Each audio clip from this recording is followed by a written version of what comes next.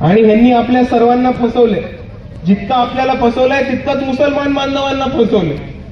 आणि इकडच्या मुसलमानांना मला प्रश्न विचारायचा है कि आप एक चीज गौर करके देखिए, एक चीज पे आप सिर्फ गौर फरमाइए कि आज तक मुसलमानों ने पंजा चलाया कि नहीं चलाया?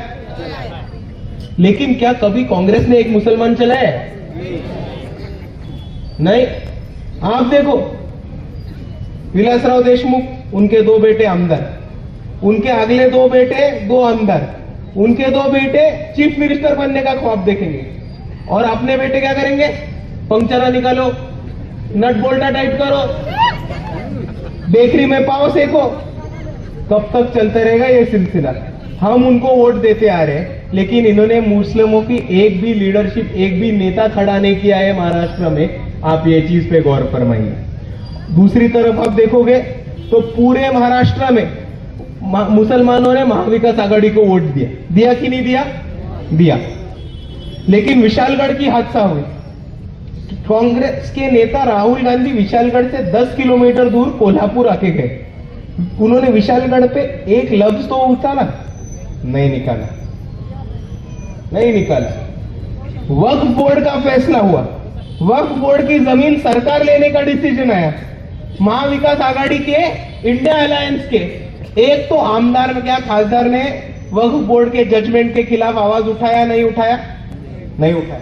आप राहुल गांधी के स्पीचेस सुनो, हर जगह माइनॉरिटी माइनॉरिटी माइनॉरिटी.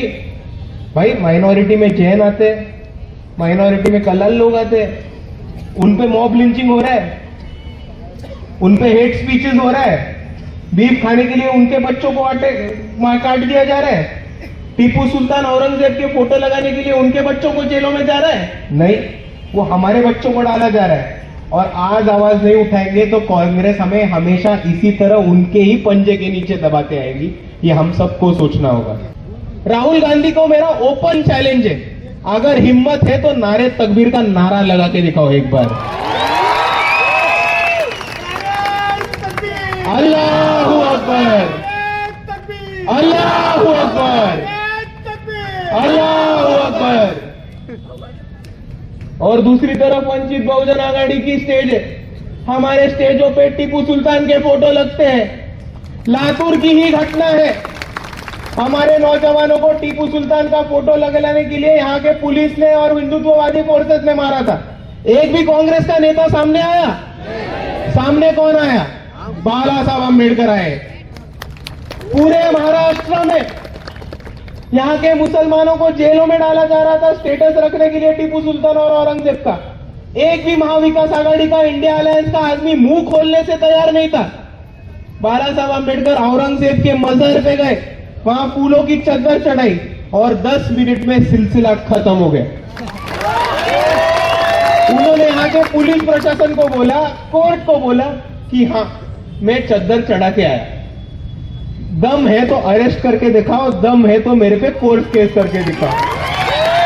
आज आपको एक भी कांग्रेस का नेता ये भूमिका मुसलमानों के लिए लेते हुए दिख रहा है? नहीं.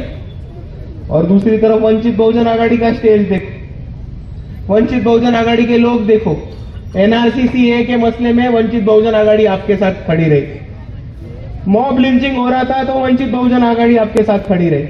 हेट स्पीचेस में वंचित बहुजन आघाड़ी खड़ी रही. जब राउरी में वो 2 फुट का नीलेश राणे आके गाली गलौज करके गया तो उसकी हवा निकाल के लव जिहाद के खिलाफ एक मोर्चा निकालने का काम वंचित बहुजन आघाड़ी ने उनके उलमाओं और मौलानाओं के साथ किया था. मॉब लिंचिंग ना हो, हेट स्पीच ना हो. कल की तारीख में गिरिराज जैसे लोग या नीतीश राणे जैसे लोग मोहम्मद पैगंबर पे कुछ ना बोले, मुसलमानों के धर्म के ऊपर, कुरान के ऊपर, इस्लाम के ऊपर कुछ ना बोले, बाबा साहब या किसी भी महामानव के ऊपर कुछ ना बोले. इसलिए वंचित बहुजन आघाड़ी ने एंटी हेट स्पीच एक्ट और एंटी मॉब लिंचिंग एक्ट लाने का काम किया. और ये बाला साहब अम्बेडकर की जिद थी, और ये बाला साहब अम्बेडकर की जिद थी कि उस बिल का नाम मोहम्मद पैगंबर बिल रख दिया जाए.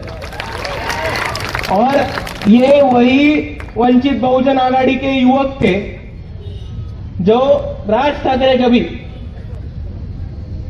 रमजान के महीने में मस्जिदों पे भोंगे निकालने वाले थे क्योंकि वहां पे आजान लगता है। जब ये साजिश राज ठाकरे करने वाले थे मस्जिदों की भोंगे निकालने की, तो राज ठाकरे का भोंगा बंद करने का काम यहाँ के वंचित बहुजन आघाड़ी के तिवकाओं ने किया। और आप देखोगे तो आपको एक चीज पता चलेगा कि आपकी इस सफर में, आपके इस जंग में, आपके इस लड़ाई में अगर आपका कोई सच्चा हमदर्द होगा तो वो सिर्फ और सिर्फ यहाँ के अंबेडकरवादी है और वंचित बहुजन आघाड़ी के कार्यकर्ता है।